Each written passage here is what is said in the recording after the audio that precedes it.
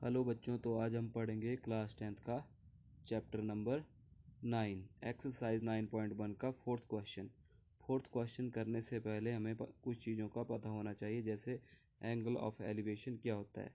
तो angle of elevation क्या होता है, जैसे हमारे पास ये टावर है और टावर के ऊपर कोई वस्तु या ऑब्जेक्ट रखा हुआ है और नीचे से कोई व्यक्ति उसको ऑब्जर्व कर रहा है। मतलब यहाँ पे कोई ये मैन खड़ा हुआ है और ऊपर हमने टावर के ऊपर क्या रखा हुआ है, ये हमने कोई ऑब्जेक्ट रखा हुआ है और नीचे से इस ऑब्जेक्ट को ये ऑब्जर्व कर रहा है। तो ये वाला एंगल कौन सा होगा हमारे पास, एंगल ऑफ एलिवेशन। जैसे ये हमारे पास टावर है और टावर पे हमने कोई ऑब्जेक्ट रखा हुआ है। टावर की जगह कुछ भी हो सकता है, जैसे बिल्डिंग भी हो सकती है, और यहाँ पे कोई मैन खड़ा हुआ है और इस ऑब्जेक्ट को ये मैन नीचे से ऑब्जर्व कर रहा है, देख रहा है। तो हमारे पास ये वाला एंगल कौन सा होगा, एंगल ऑफ एलिवेशन।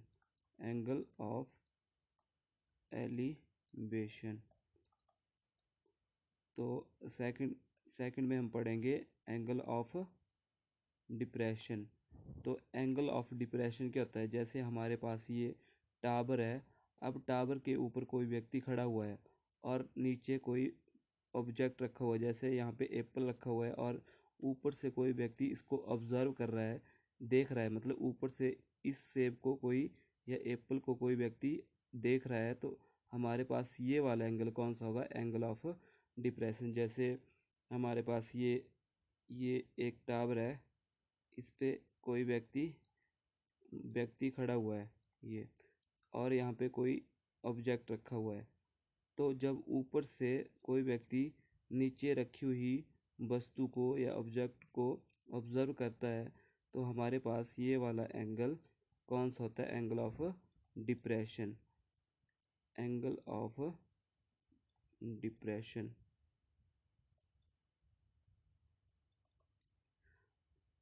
तो मैंने बताया कि एंगल ऑफ डिप्रेशन क्या होता है, जब हम किसी वस्तु को टावर के ऊपर या बिल्डिंग के ऊपर खड़े होकर नीचे रखी वस्तु को ऑब्जर्व करते हैं, तो हमारे पास ये वाला एंगल कौन सा होता है, एंगल ऑफ डिप्रेशन, ये वाला।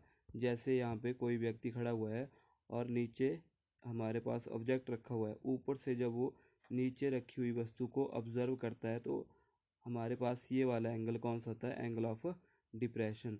और जैसे हमारे पास है angle of elevation. Angle of elevation में क्या होता है, जब कोई व्यक्ति ऊपर रखी हुई टावर के ऊपर रखी हुई वस्तु को या ऑब्जेक्ट को नीचे से खड़े होकर ऑब्जर्व करता है, देखता है, तो हमारे पास ये वाला एंगल क्या बनता है, angle of elevation. Thank you बच्चों।